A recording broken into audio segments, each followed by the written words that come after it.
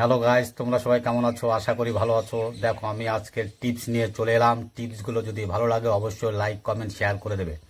কোনো কাজ শুরু করার আগে সর্বদা নিজেকে এই 3টি প্রশ্ন করবে। 1 নম্বর হলো, আমি এটা কেন করতে চলেছি। 2 নম্বর হলো, এর পরিণাম কি হতে পারে। 3 নম্বর হলো, আমার সফলতার সম্ভাবনা কতটা। একবার কোনো কাজ শুরু করার পর আর অসফল হওয়ার ভয় রাখবে না এবং কাজ ছাড়বে না।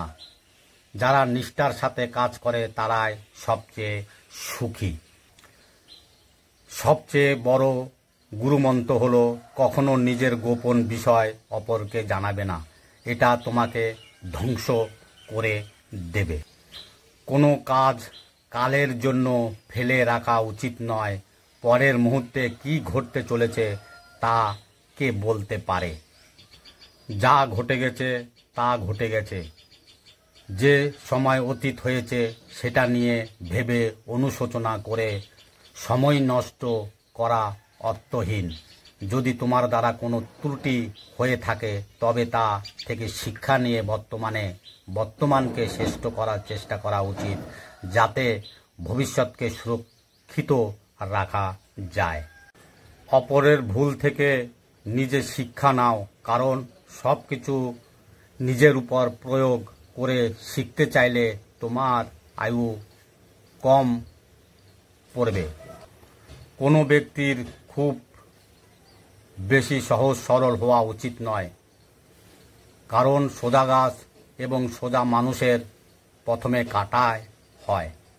যদি কোনো সাপ বিষধর নাও হয় তবুও তার উচিত বিষধর হওয়ার ভান করা, এমনভাবে যেন মনে হয় সে ইচ্ছা করলে বিষাক্ত দর্শন করতে পারে। একইভাবে দুর্বল ব্যক্তিদেরও সবসময় নিজেদের দুর্বলতাগুলি লুকিয়ে রাখা উচিত, যেন অপরে তার আভাস মাত্র না পায়। প্রত্যেক মিত্রতার পিছনে কোনো না কোনো স্বার্থ অবশ্যই থাকে। এটা একটা কটু সত্য। যে ব্যক্তি নিশ্চিতকে ছেড়ে অনিশ্চিতের দিকে ধাবিত হয় তার উভয়ই নষ্ট হয়।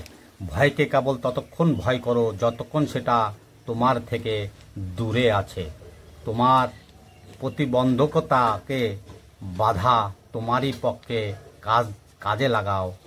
যদি তুমি অবস্থানকে নিজের পক্ষে আনতে না পারো তবে শত্রুদের জন্য তা জটিল করে দাও।